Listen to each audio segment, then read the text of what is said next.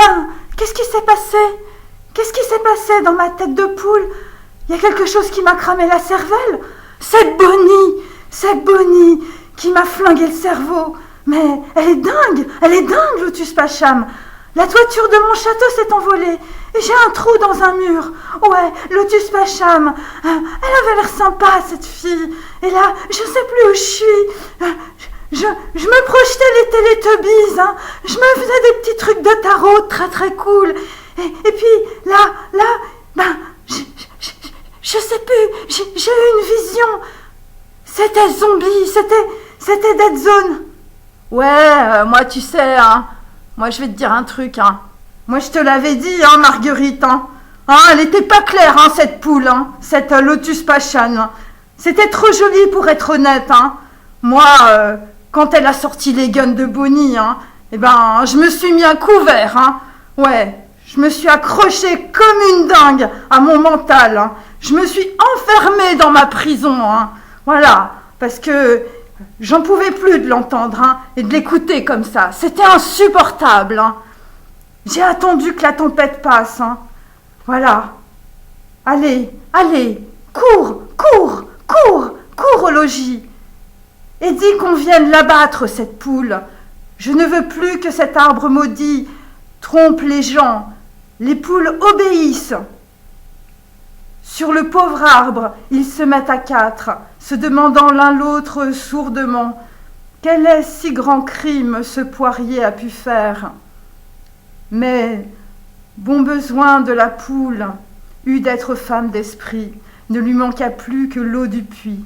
Ouais, regarde cette poule. Elle est affreuse, elle est horrible. Et puis, t'as déjà vu une poule qui s'appelait Lotus, toi? T'en connais une?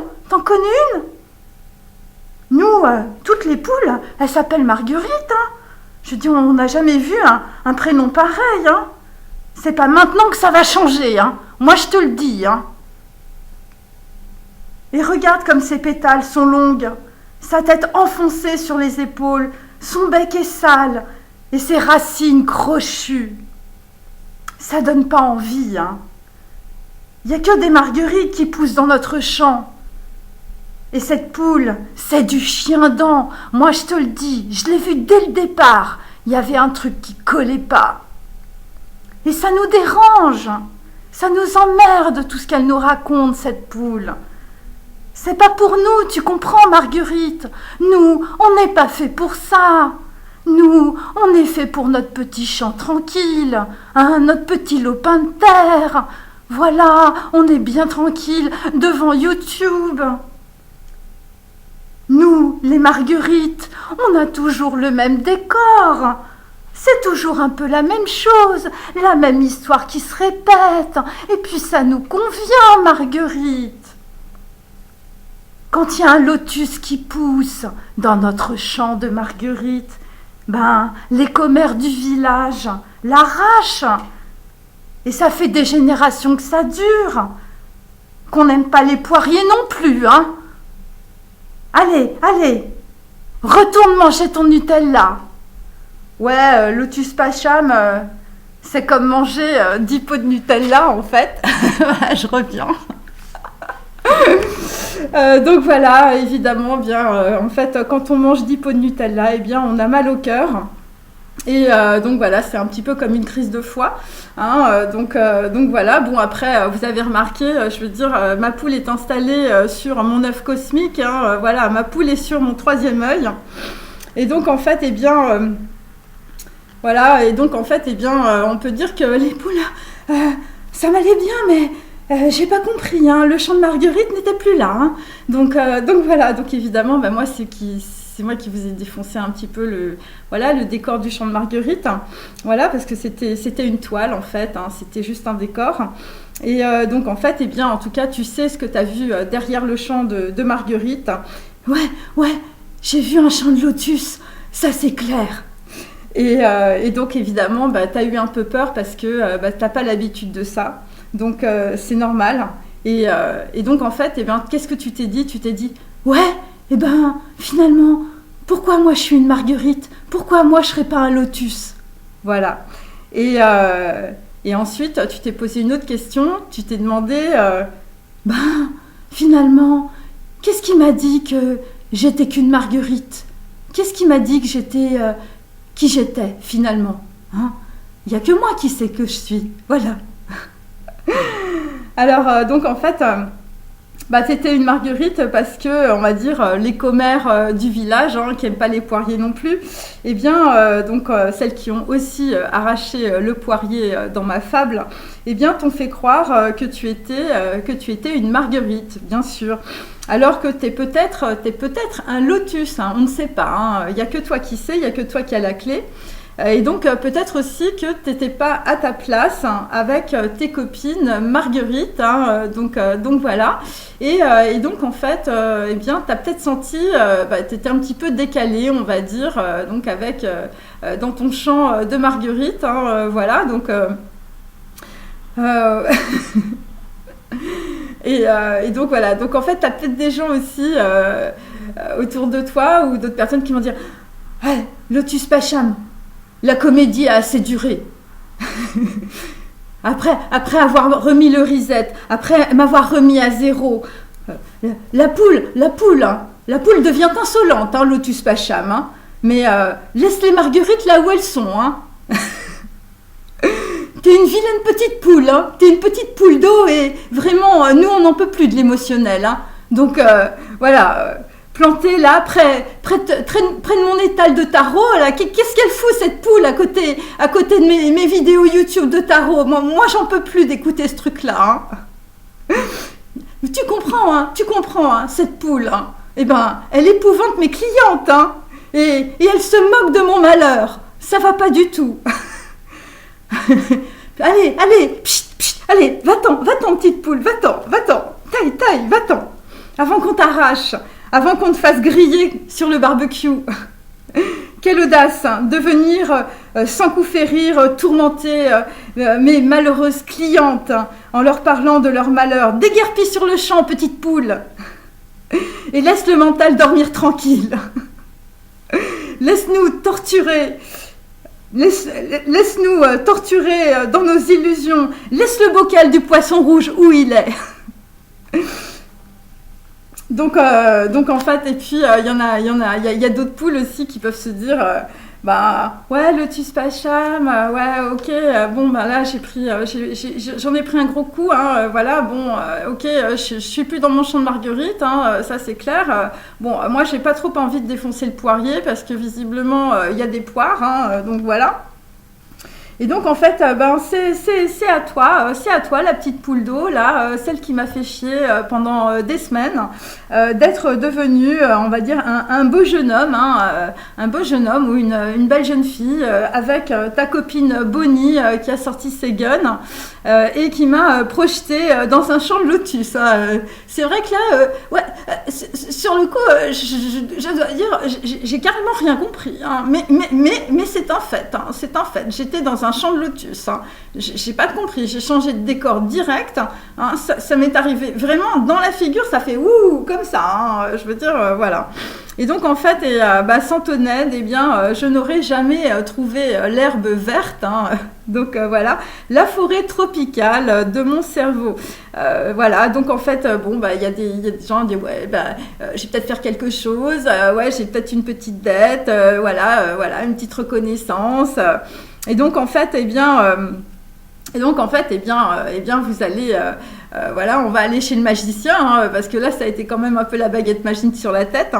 Et donc en fait, en tout cas, le magicien, visiblement, même si ça a fait mal sur le coup, ça va quand même beaucoup exaucer vos vœux. Donc voilà, en tout cas, ça va sentir moins mauvais que le purin des Marguerites, ça c'est très très clair. Et l'enchanteresse poule t'a rendu en tout cas ta forme humaine, ta forme initiale. Et donc voilà, et donc en fait là tu reviens dans ton intériorité, tu reviens dans ta ville natale. Et donc en fait quel hasard miraculeux, voilà, parce que en fait avant, c'était pas ça, t'étais pas un beau jeune homme ou une belle jeune fille, t'étais plutôt un petit nain torturé, voilà. Et en fait, eh bien, tu t'es délivré de ce corps affreux. Alors, effectivement, ça a été le grand frisson, bien sûr, pour pas dire plus.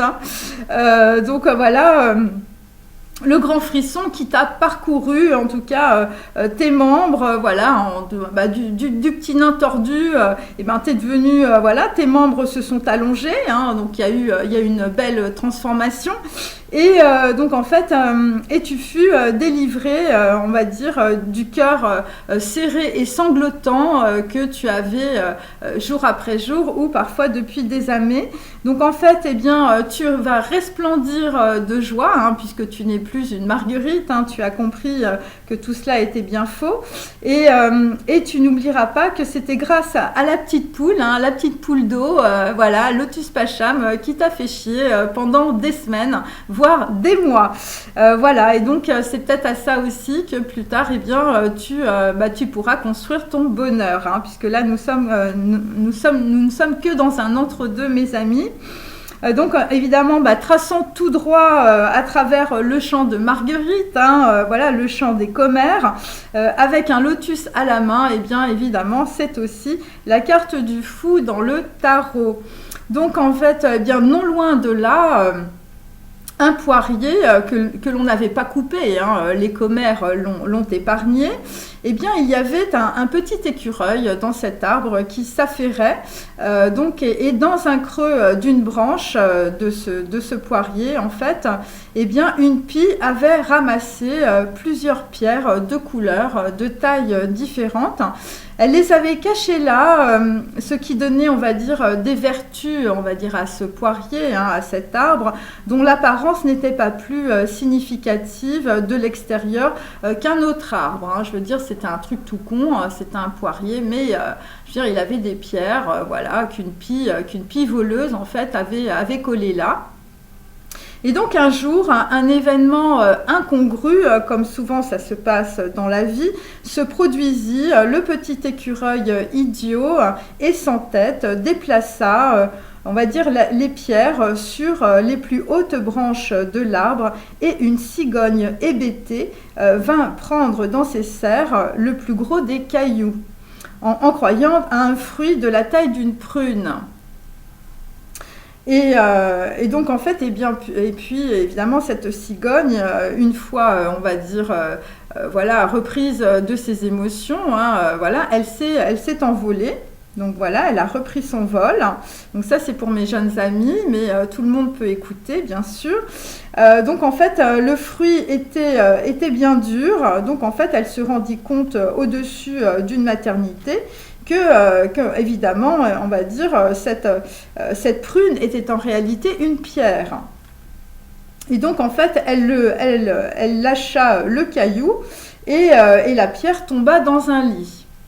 Et donc, à son retour de visite, un médecin de la clinique constata que la pierre était un peu différente des autres pierres. Elle avait un truc spécial. Mais ce médecin ne dit rien. Il laisse passer le truc, il se dit, c'est quoi ce truc-là, je sais pas, donc puisque je sais pas, vu que je suis un scientifique, je regarde pas où je sais pas, c'est très scientifique, c'est très logique. Et donc personne ne savait vraiment ce que c'était. Donc en fait, cette pierre avait quelque chose de spécial, vous l'avez bien compris, elle était à la fois lumineuse et translucide. Et donc, en fait, eh bien, la famille vint récupérer le caillou jeté par là, par la cigogne, sans plus d'explication. Ils ont vu un truc, ils ont vu à peu près la même chose qu'eux. Ils se sont dit, ouais, c'est une pierre. On vient chercher la pierre à la maternité. Voilà, je veux dire, voilà, elle a accouché et puis on vient chercher la pierre. Et donc, en fait, un grand trouble envahit peu à peu la famille, évidemment, en ne reconnaissant pas l'odeur putride qu'elle avait l'habitude de respirer. Donc voilà, donc là, il commence à y avoir des petites différences, mais bon, on ne sait pas, on dit, ouais, c'est bizarre, ça ne ressemble pas du tout au parfum dont la famille a l'habitude, ok ? Et donc peu à peu, la petite pierre fut mise de côté. Hein. On s'est dit bon, c'est un truc bizarre ce machin, on va le mettre loin de la salle à manger. Hein. On va la laisser dans la chambre, hein, parce que là, ou carrément on va la mettre en pension, hein, parce que bon là, je veux dire la pierre, faut pas qu'elle fasse trop chier, hein, donc bien sûr. Donc en fait, chaque soir, la pierre faisait toujours le même rêve de l'arbre où se trouvaient des pierres de couleur lumineuse et radiale d'une beauté extraordinaire. Voilà, donc en fait, on a une petite pierre dans son lit qui pleurniche et qui pense en fait à son arbre et puis il pense aux autres pierres qui sont comme lui. Hein, donc voilà. Mais puisque personne ne connaissait ce type de pierre, on avait décidé qu'elle serverait de cale à la table de la salle à manger. Hein. Je veux dire, en général, voilà, il faut que ce soit utilitaire. Hein. La beauté, on s'en fout. Hein. Nous, ce qu'on voit, c'est est-ce que ça va nous servir ou pas, hein, la petite pierre là. Hein. Mais ça ne marchait pas. Alors, on calait la porte de la cuisine. Hein, on l'a collée comme ça parce qu'on se dit bon bah faut bien qu'elle serve quelque part dans la maison, hein, donc on va la coller un coup, je veux dire sous le bureau, un coup on va la coller, on va la caler dans la porte de la cuisine. Enfin bon bref, on ne sait pas où la mettre en fait la pierre. Hein. Et donc en fait, puisqu'on ne savait pas où la mettre, hein, cette petite pierre, eh bien elle finit en décoration sur le buffet. Hein, à la fin, on l'a foutu en décoration. Hein. Donc voilà. Parce que en fait, la famille avait compris son intérêt, hein, évidemment. Surtout quand les voisins venaient déjeuner, ils venaient partager le roast-beef, hein, le roast-beef des Bourges le dimanche matin. Et donc en fait, les voisins, les amis, les invités, tout ça, ils disaient c'est bizarre, c'est joli, hein. Ah ouais, j'ai rarement vu un truc pareil, hein. C'est pas mal, hein. Ouais. Bon ben voilà, donc en fait, elle était mignonne, hein. Elle était mignonne la petite pierre, hein. Il était joli le petit caillou, hein. Voilà. Donc voilà, elle était gentille, il était gentil, il récitait bien, je veux dire, voilà, il faisait bien ses devoirs, je veux dire, il bougeait pas, il était sur le buffet, hein, donc voilà. Et surtout, je veux dire, le caillou ou la petite pierre, elle emmerdait personne, hein, bien sûr. Donc en fait, en même temps, évidemment, je veux dire, vu qu'on sentait rien, hein, je veux dire, il y avait pas l'odeur putride, je veux dire qui inhalait normalement dans cette famille, hein, donc là, je veux dire, le caillou, il sentait rien. Il y a quand même un truc bizarre. Hein. Et évidemment, quand on ne sait pas, ça devient petit à petit très très effrayant. On se dit. Peut-être qu'il lui manque un truc, hein. Il lui manque l'odeur de la famille, hein. Il y a quand même quelque chose qui ne va pas, hein. Le truc, il n'est pas normal, hein. Et donc en fait, effectivement, la petite pierre, hein, ou le petit caillou, hein, comme vous voulez, était de plus en plus effrayante, hein. Il effrayait tout le monde, hein, ce petit caillou. Même en pleine nuit, on va dire, la pierre éclairait comme en plein jour. Hein. C'était ça le problème. Hein. Donc, personne ne pouvait dormir. Je veux dire, le truc, c'était tellement radiant. Je veux dire, ils ne savaient plus où le mettre. Hein. Donc, je veux dire, à la fin, ils l'ont carrément foutu, je veux dire, dans un placard. Hein, je veux dire, en pension. Hein, parce que, voilà, loin de la maison, parce que, voilà, ça collait pas avec la choucroute, hein, mes amis. Hein, ça avait pas l'odeur du chou, donc évidemment là, ça marchait pas avec la famille. Hein, donc voilà. Donc quelques années plus tard, on va récupérer le petit caillou ou la petite pierre, je veux dire au fin fond, je veux dire d'une pension. Et donc en fait, la famille cherche évidemment à vendre la pierre à un riche marchand pour un prix élevé. Hein, voilà, parce qu'on se dit quand même vu le nombre de personnes qui sont venues, ils se sont dit j'ai jamais vu un truc pareil, c'est quand même très très bizarre. Hein. On s'est dit ça vaut quelque chose, hein, ce truc-là. Hein. Voilà, même si c'est pas comme nous, on peut peut-être en tirer un bon prix. Hein. Surtout si on a un marchand un peu couillon. Hein. Donc voilà. Et donc en fait, mais le marchand en fait, lui, qu'est-ce qu'il va faire, hein, c'est un marchand le mec, hein, donc il va utiliser la pierre en l'exposant, en l'exploitant, en la montrant, voilà, c'est un objet d'exposition, hein, voilà. Et donc en fait, peu à peu, la petite pierre commença à perdre de sa splendeur, voilà, c'est un petit peu logique, hein, de sa vitalité et de sa lumière, hein, oui, parce que évidemment on ne sait pas trop ce que c'est. Et donc voilà, donc en fait on s'en sert un peu n'importe comment, n'importe quoi, avec n'importe qui, ça passe de main en main. Et donc en fait le marchand tomba malade et se dit que c'était à cause de la pierre maudite, hein. Donc le mec, il a toujours mangé très très mal, il s'est jamais occupé de lui, il bouffait comme un chancre, et puis là à un moment donné il tombe malade, hein, parce qu'il mange des ananas avariés, et puis il se dit c'est la faute de la pierre, hein. C'est pas de sa faute, c'est la faute des autres, hein, voyez, donc le marchand il se dit ça dans sa tête. Et donc en fait, il commence à maudire son sort en s'arrachant la barbe et se cogna la tête parce qu'il s'excitait et tout ça. Donc voilà. Et donc en fait, il revendit la pierre à des marchands ambulants pour 3 deniers. Donc ça c'est pour celles qui suivent pour le tarot, bien sûr. Donc en fait les marchands ambulants en fait étaient épouvantés, hein, par les soupirs de la pierre et ses gémissements, hein, puisque la pierre évidemment elle était devenue maudite, hein, donc voilà la pierre était maudite, et donc chacun voulant s'en débarrasser, elle passa de main en main jusqu'au jour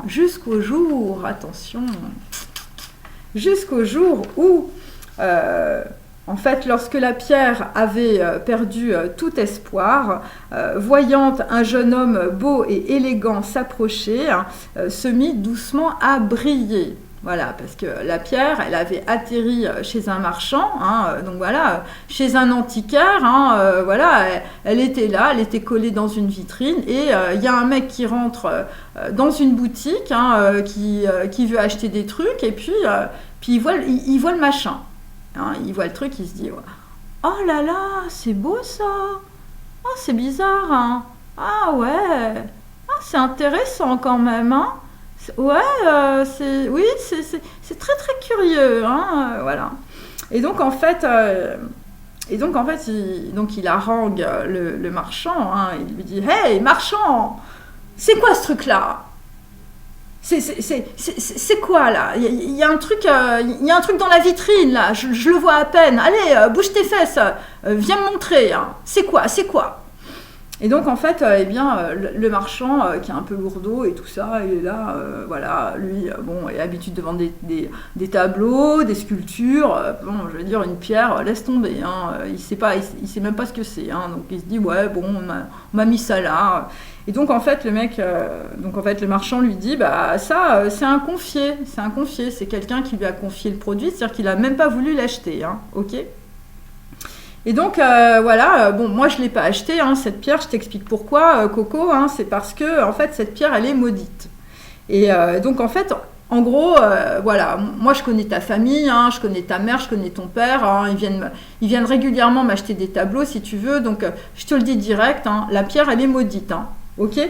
Donc voilà, elle fait porter la poisse à tout le monde et à tous ceux qui l'achètent, hein. Donc méfie-toi, voilà, t'approches pas trop petit, hein, parce que on va dire, tu sais, les gens ils tombent malades, hein. Des fois c'est vraiment ce truc-là, hein, voilà. Et faut faire attention, tu vois, c'est pour ça que moi je l'ai confié, et à la limite je vais la vendre qu'à des gens que je connais pas, hein. C'est vraiment pour refourguer le bordel, hein, ok, pour me faire du cash, hein. Mais moi je te dis, je peux pas te la vendre, tu comprends, hein, parce que cette pierre en fait elle est vraiment maudite, hein. Donc ok. Et donc en fait le jeune dit non mais attends, tu te prends pour qui? Je dis tu sais qui est mon père, tu sais qui est ma mère. Je veux dire, moi, tu me la fais pas, hein, parce qu'après mon père et ma mère, c'est moi qui vais t'acheter tous tes tableaux, hein. Alors, je veux dire, la pierre, là, le truc que je veux, là, tu me le donnes tout de suite, hein. Parce que moi, y a personne qui me refuse rien, hein, depuis que je suis née, hein. Alors, tu te dépêches, hein, tu vas me mettre ça dans un petit ballot, là, un petit truc, là, un petit cadeau, hein. Et puis tu vas me la donner rapidos, hein. Voilà, et puis moi je vais te la payer, et puis voilà, et puis tu dis rien à mes parents, hein, surtout, hein. Et donc en fait, voilà, donc en fait, évidemment, il achète la pierre, hein, le jeune homme. Après, si vous êtes un homme, voilà, c'est une jeune femme, une jeune fille. Enfin, après, vous interchangez évidemment. Et donc en fait, voilà, donc le Coco achète la pierre. Et donc en fait, après, le marchand lui dit, ah ok, bon, on a fait le deal, ok, c'est bon, mais tu veux pas m'acheter un tableau là, hein, tu sais, voilà, là je viens de rentrer un petit Rembrandt. Bon, il est petit, hein, tu peux le mettre dans ta cuisine, hein, si tu veux. Et puis sinon, j'ai une belle encre de Picasso, hein. Ouais, moi je sais bien que t'aimes bien Picasso, hein, donc voilà. Et puis voilà, tu vois, quand même, regarde, tu vois, je viens juste d'avoir ça. Je veux dire, tu vois, je suis sympa, hein, je te montre les trucs avant de les montrer à ton père, hein, et à ta mère, hein. C'est quand même pas mal, hein, donc voilà. Et voilà, et en plus, quand tu m'as appelé, je veux dire, tu m'as dit que tu étais venu pour ça, hein. Donc en fait, je me suis fait chier à récupérer, je veux dire, les dessins de Picasso, hein, que tu m'as demandé, et puis le petit tableau de Rembrandt, hein. Donc je veux dire, au moins regarde-les, quoi. Je veux dire, sois sympa, tu sais, on sait jamais, voilà. Je veux dire, la pierre, je veux dire, elle vaut 3 clous, hein. Donc bon, voilà, quoi, tu vois. C'est pour entretenir notre amitié, hein. Donc alors le Coco, il lui dit, ah, non, attends, non, moi ça m'intéresse plus, hein. Ça m'intéresse plus, hein. Ma maison est en train de devenir un musée à cause de toi, hein. Donc voilà, donc je veux dire, oublie, hein, oublie, tu veux, hein, oublie, hein, parce que là, moi, je suis focus sur la pierre, ok. Et là, j'aimerais bien savoir ce que c'est, parce que c'est quand même un mystère. Et moi, j'aime les mystères, hein, et pas que les glaces.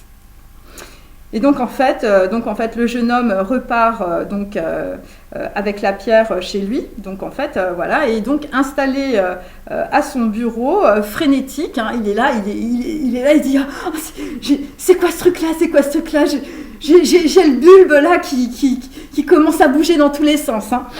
Et donc en fait, il regarde la pierre sur tous les angles, hein, puis il se dit, c'est bizarre, ça ressemble pas du tout à ce que j'ai l'habitude de voir, hein. Même une pierre, je veux dire, c'est pas comme ça. Ouais, ça ressemble à rien en fait, hein. C'est bizarre ce truc, c'est bizarre, ça brille un peu, c'est curieux, voilà. Bon. Puis au bout d'un certain temps, d'avoir le mystère, ok, mais ça l'emmerde de pas comprendre. Et donc en fait, il va appeler un pote de son père, évidemment, un expert, hein, le mec qui est expert dans tout ce qu'on connaît pas, hein, bien sûr. Donc je vous rassure, c'est pas un scientifique. Et donc en fait, bon, il l'appelle aussi parce qu'il se dit, c'est vrai que, attends, la pierre, c'est vrai, elle est peut-être maudite. Peut-être qu'elle est maudite, donc peut-être qu'elle va m'exploser en pleine gueule en fait, et je le sais pas. Donc je vais appeler l'expert de papa. Et donc en fait, le marchand, le marchand lui avait dit qu'elle était maudite. Donc en fait, il va déposer la pierre chez l'expert aussi sec. Et donc en fait, après, on a l'expert qui arrive 1 heure après. Ça, c'est l'expert, hein. Et donc, en fait, l'expert se pointe chez lui, hein, avec la face de la pâleur d'un mort. Et alors, le jeune homme, il est là, il dit, qu'est-ce qui se passe? C'est quoi ce truc-là? Vas-y, allez, crache-la ta Valda. Et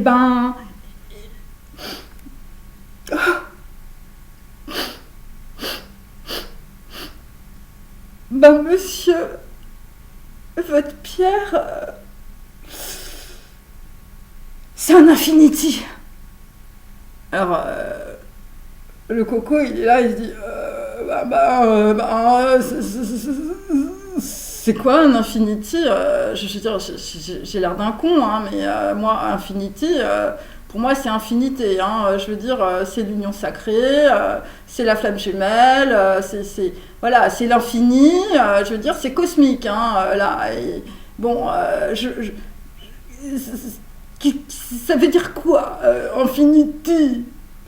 Et donc en fait, eh bien, écoutez, monsieur, c'est une pierre qui est remontée à la surface, hein, ça remonte, hein, bien sûr, hein, par le magma des éruptions volcaniques, parce que le mec c'est un expert. Alors évidemment, je veux dire, le mec lui paye tellement cher que si tu veux, il faut qu'il en balance, hein, il faut qu'il en tartine, hein, il faut comprendre tout ça. Hein, les experts c'est ça.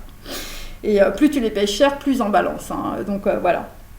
Et donc voilà, donc en fait c'est une pierre qui est remontée à la surface par le magma des éruptions volcaniques. Donc là, c'est même pas l'ère quaternaire, c'est même pas la préhistoire, c'est avant.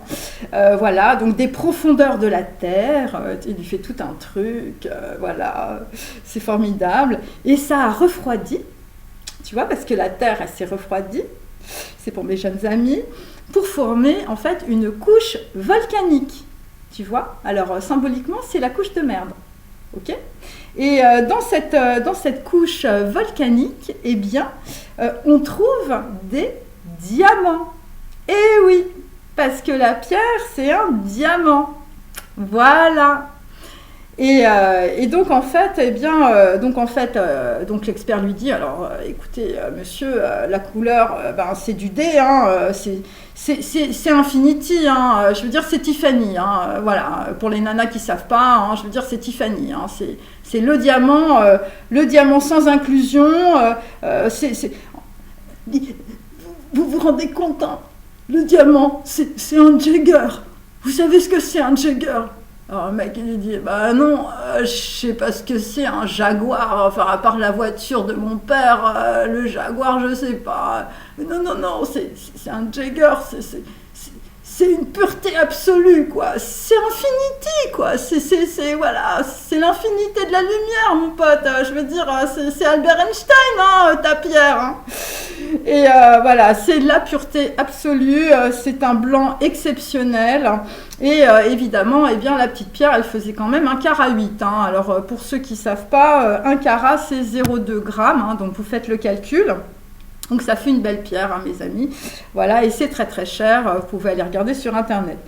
Et donc, en fait, l'expert lui dit, ouais, alors, par contre, putain, qu'est-ce que j'ai dû gratter, hein. Oh, je veux dire, le diamant, là, il avait une couche de crasse, hein. J'ai jamais vu ça de ma vie, hein. Ça c'est clair, hein. C'est dingue, hein. C'est incroyable, hein. On pouvait pas s'imaginer en fait que c'était un diamant, hein. Je veux dire, le truc, il avait l'air d'une petite prune rabougrie. Hein, et ça, il faut bien... c'est quand même dingue, hein. Je veux dire, des gens qui laissent un diamant Infinity comme ça, mais je veux dire, c'est un crime de lèse-majesté. Et oui. Donc, vous aussi, vous avez porté le déguisement de la petite poule ou de la petite prune. Mais ce que vous ne saviez peut-être pas, c'est que vous êtes aussi un diamant sur un poulailler. Et celle qui a nettoyé votre diamant Infinity, hein, votre petite prune blette, c'est la poule Lotus Pacham. Voilà, alors c'est sûr, hein, quand on gratte, hein, ça fait très très mal, hein, mes amis. Pour arriver à l'essence d'un être, hein, à l'essence d'un diamant Infinity de chez Tiffany. Voilà, mais puisque tout est quantique, hein, donc remettons les choses dans leur contexte cosmique, je veux dire avec ma poule sur lequel, sur mon troisième œil, hein, mes amis, eh bien un diamant attire toujours un autre diamant, même si tu as l'air d'une poule qui sort d'un poulailler et qu'en face c'est une prune blette qui se pointe. Donc voilà. Et donc malheureusement l'idée de perdre un esclave c'est dur, et pour vous et pour les autres, hein. Il faut quand même comprendre un petit peu le cheminement, hein, bien sûr. Donc en fait, évidemment, cet esclave intérieur, eh bien, vous l'aviez acheté à un certain prix, à un prix très très élevé. Le prix de vos illusions, et c'est difficile de devoir laisser tout ça, même si au fond, bien, vous savez qu'il y a peut-être un diamant infinity à la clé.